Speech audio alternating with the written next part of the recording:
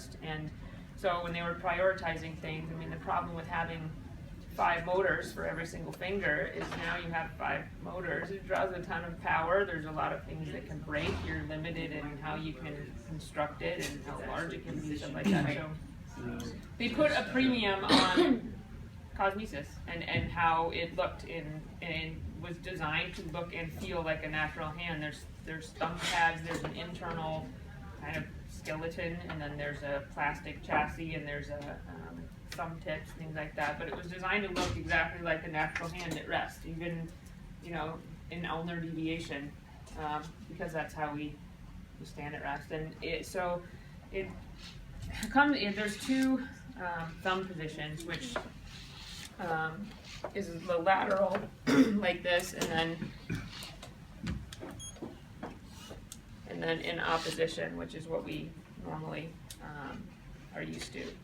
And something I said to the people that were standing around us when we were talking was that if you look at able-bodied people and how they use their grip, we use, you know, opposition grip, I think 50-60% of the time, something like that. And then lateral pretension, we use 30-some-ish%. And so we always designed our hands like this because we thought that was, you know, the most useful. What Ottobock found when they looked at it was when patients had the option of a lateral thumb position, they used that 82% of the time. And our hypothesis as to why that might be is a visual. I shouldn't have done that. It's a visual thing. You can see what you're doing with your hand and what you're holding, and whether you're holding it well and positioning it stuff much better than if you're here and you're blocking it because you can't feel through it. So it's an interesting thing to keep in mind. I mean, we tend to say whatever we do would be the best thing to give, you know, the patients is to duplicate what we do, but that's not necessarily how that turns out. Traditionally in prosthetics, we didn't do wrist flexion units. We only did them for bilateral patients who needed to get to midline. What seems to be catching on a little more is that it's useful for everybody. And so there's more of a push to make that not such an exception to the rule and only in these certain circumstances. So Ottobock built in a wrist. And what is very interesting about the wrist thing is it will lock. It's starting to sound like a sales pitch, but mostly the reason why I'm talking about all these things is because of the reasons that they made the choices that they did. So you can lock it in either a lot of flexion. There's a few flexion positions and then there's extension positions. So you can lock them in any of those positions. Not infinitely, there's discrete places, but you can also leave it flexible. And I can tell you when I first saw this, I was like, what is this? What the hell? I mean, don't post that on there. I was like, I mean, really? I mean, you made me a prosthetic shape weight. I mean, what are you supposed to do with this? Well, the benefit of this is if you're going to pick, this is something that you can, is when you go to pick something up, I keep switching it without meaning to. If you're going to pick something up off the table, now all of a sudden you can do that. When you go to pick up, if you've ever watched amputees try to pick things up with a prosthetic hand, there's a lot of what we call winging, which is basically in order to get the hand in a position where you can see it or do something. You're doing a lot of this action and a lot of this action, and you can't get the fingers in the position around the object the way that you want to. And when you have a flexible wrist that is allowed to remain flexible, you can pick things up off the floor. You can pick things up off a tabletop. And one of the things that I was saying, you can incorporate it into what you're doing. It's no longer a stick that is now attached to your limb. You can put it in your pocket. You can you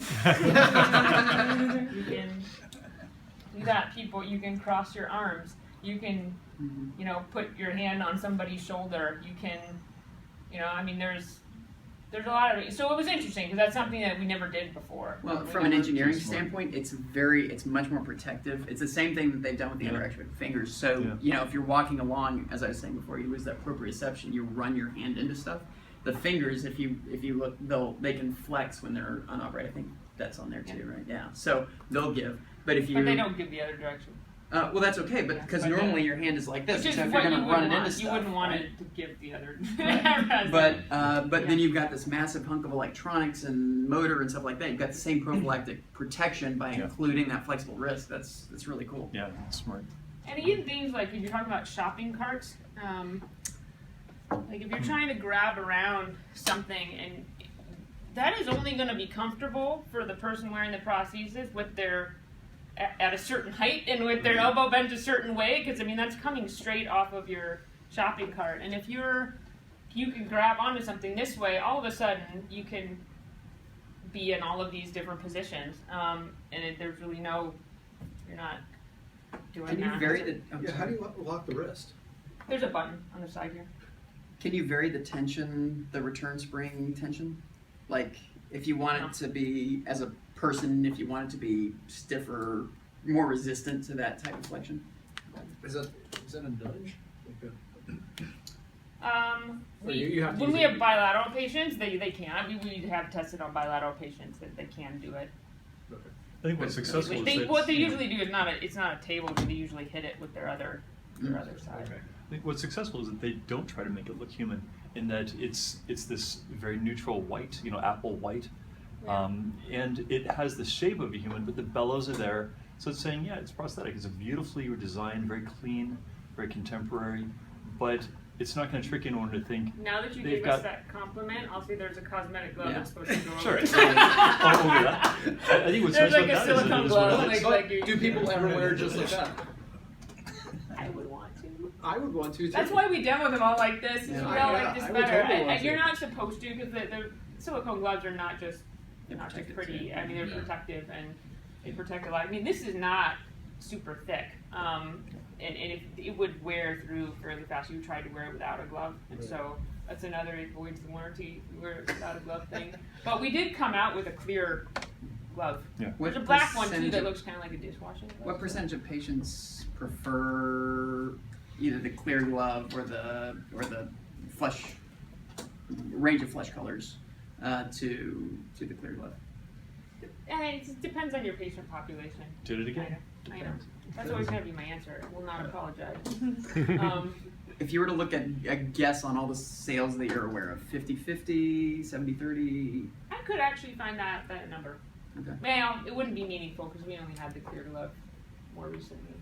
How is the But- market penetration in general? What kind of sales numbers and how is it competitively? It's recorded. Okay, sorry. What? I was just gonna say it's recorded. The meeting is recorded. Okay, I can